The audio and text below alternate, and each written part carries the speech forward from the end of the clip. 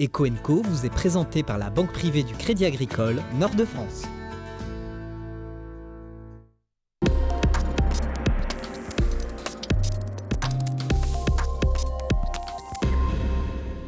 Dans un peu plus d'un mois, Lille accueillera le World Forum 8e édition et c'est au sein de cet événement annuel qu'a été lancée la fameuse 3e révolution industrielle. On vous en parle régulièrement sur votre télévision régionale.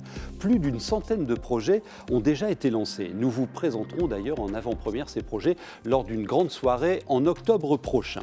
En deuxième partie, nous vous expliquerons les montages financiers innovants qui sont en train de se mettre en place pour accompagner ces projets. Tiens, à propos d'innovation, tout de suite, on va en parler, mais dans le domaine de la santé et de la nutrition, c'est une préoccupation pour chacun d'entre nous. Eh bien, on innove dans ce secteur et en particulier dans notre région, qui regroupe aujourd'hui la première communauté de chercheurs et avec des résultats étonnants.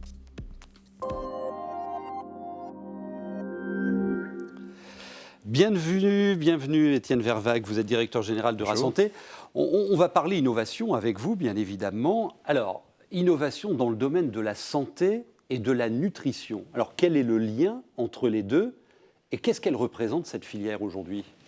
Alors, le lien entre les deux, il est évident puisque tout un chacun est exposé à un risque de devenir malade et chacun sait que une des façons de prévenir la maladie, c'est de bien s'alimenter. Et donc, c'est sur la base de cette vision assez simple de devoir même conjuguer les efforts des industriels de la santé, ceux qui développent des médicaments, ceux qui développent des outils diagnostiques, et ceux de la nutrition que nous avons souhaité lancer un pôle d'entreprise qui s'appelle Nutrition Santé Longévité et qui, ensemble, en fait, innove à la fois en proposant des solutions préventives de pathologies via la nutrition et des solutions thérapeutiques. Alors, travailler ensemble, ça permet d'aller plus loin et ça commence à peser, ce secteur. Je le disais, première communauté de recherche publique et privée, avec des résultats probants, là, déjà aujourd'hui.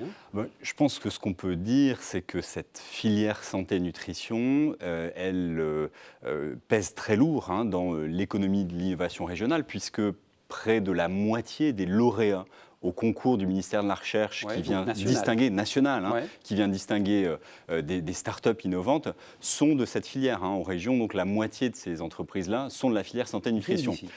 L'autre sujet aussi qui atteste de la vitalité, c'est que sur les 15 premiers déposants de brevets, 12 sont de la filière santé-nutrition. Donc on voit bien qu'il y a un poids en fait, des acteurs de cette filière très important et des belles réussites. Et puis on recherche. Et on trouve surtout. Alors, sur quel sujet ?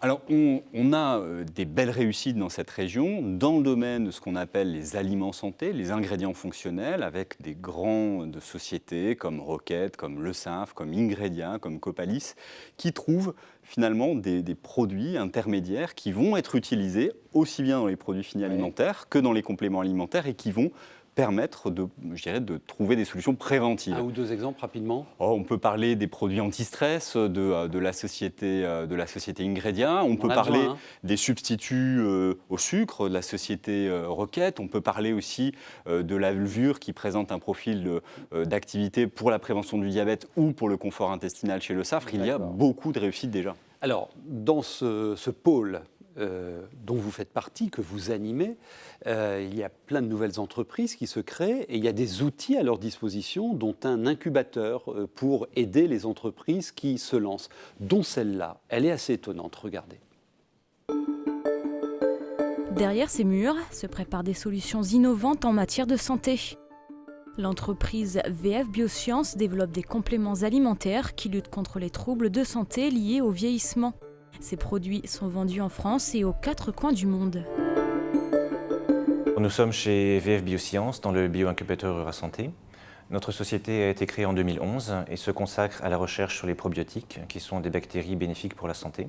Le premier produit que nous avons mis sur le marché a été développé en collaboration avec une université estonienne. C'est un produit pour la réduction du cholestérol et la prévention de l'athérosclérose.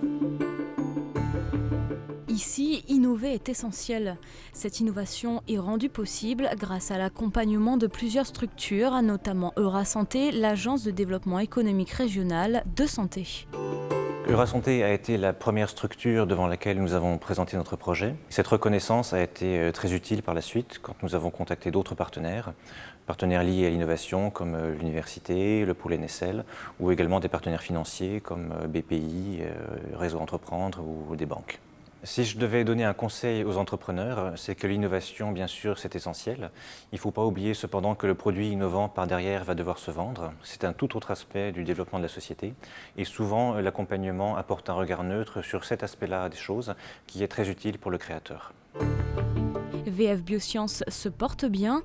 L'entreprise santé prévoit même d'embaucher de nouveaux salariés dans les mois à venir.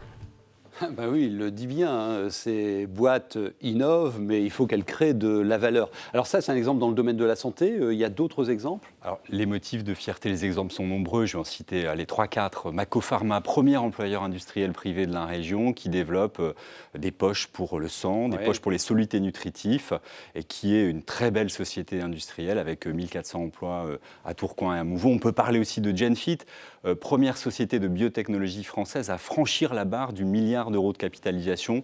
Elle est chez nous, c'est un motif de fierté. On peut évoquer Agnos, qui est le leader français, un des leaders européens de la désinfection hospitalière. Il y a beaucoup de belles réussites. Et dans le domaine de la santé, 24 000 emplois dans cette région. En 2 mots, qu'est-ce qui fait que tout cela marche? Où sont les accélérateurs de cette innovation? Alors, il y a déjà un socle indispensable à ces réussites, c'est la qualité, notamment de la recherche académique qu'on retrouve dans notre région. En fait, on est dans un secteur, celui de la santé, où il n'y a pas d'entreprise qui se crée par hasard, par génération spontanée. Tout vient de travaux de recherche, de collaboration entre des entrepreneurs et des chercheurs. Et donc, nous avons la chance d'avoir une masse critique de chercheurs dans les universités, au CHRU, à Pasteur, qui ont finalement représente la première communauté de recherche publique de notre région. Et puis ensuite, il y a aussi, avant même que Eurasanté ne se crée, il y a depuis des années dans notre région une présence de près de 800 entreprises industrielles et commerciales du domaine de la santé qui sont aussi autant de véhicules, de vecteurs de développement. Et tous ces gens-là peuvent se développer parce qu'il y a un environnement d'accompagnement fédéré dans une plateforme Ginov, un écosystème qui va aussi bien traiter les besoins, on va dire, de financement de l'entreprise que les besoins d'internationalisation des entreprises, et à la fois l'agence de développement qui est Eurasanté, l'incubateur qui l'héberge, le pôle de compétitivité que j'évoquais tout à l'heure, sont là pour accompagner l'essor de l'ensemble de ces entreprises. Merci beaucoup. Prenez cette adresse Internet parce que vous y découvrirez tout ce qui se passe en innovation qui crée de l'emploi et de la richesse pour le Nord-Pas-de-Calais. Tiens, le sujet suivant, je crois qu'il va aussi vous intéresser.